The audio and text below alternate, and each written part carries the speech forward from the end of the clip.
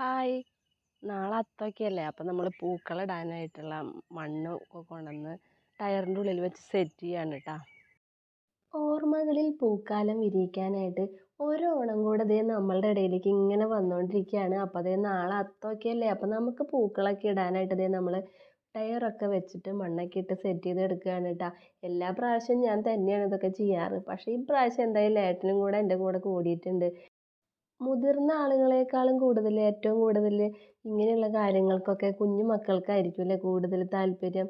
നമ്മളുടെ ഇവിടെ ഇപ്പോൾ ദേ പാറുക്കുട്ടിക്കാണ് കേട്ടോ പൂക്കളിടാനൊക്കെ ആയിട്ട് ഭയങ്കര ഇഷ്ടം. അപ്പോൾ എന്തായാലും അവൾക്ക് വേണ്ടി നമ്മളിത് അങ്ങോട്ട് സെറ്റ് ചെയ്ത് കൊടുത്തിട്ടുണ്ട് കേട്ടോ. എല്ലാവർക്കും ഒരുപാട് ഓർമ്മകൾ ഉണ്ടാവില്ലേ ഓണത്തെക്കുറിച്ച്. അതിൽ ഏറ്റവും സുന്ദരമായിട്ടുള്ളത് നമ്മുടെ കുട്ടിക്കാലമായിരിക്കും. ഇതുപോലെ നമ്മളുടെ മക്കൾക്കും ഓർക്കണമെങ്കിൽ നമ്മൾ ഇതുപോലെ എന്തെങ്കിലുമൊക്കെ ചെയ്ത് കൊടുത്താലല്ലേ അവർക്കും ഭാവിയിൽ ഇതൊക്കെ ഓർക്കാൻ പറ്റുള്ളൂ.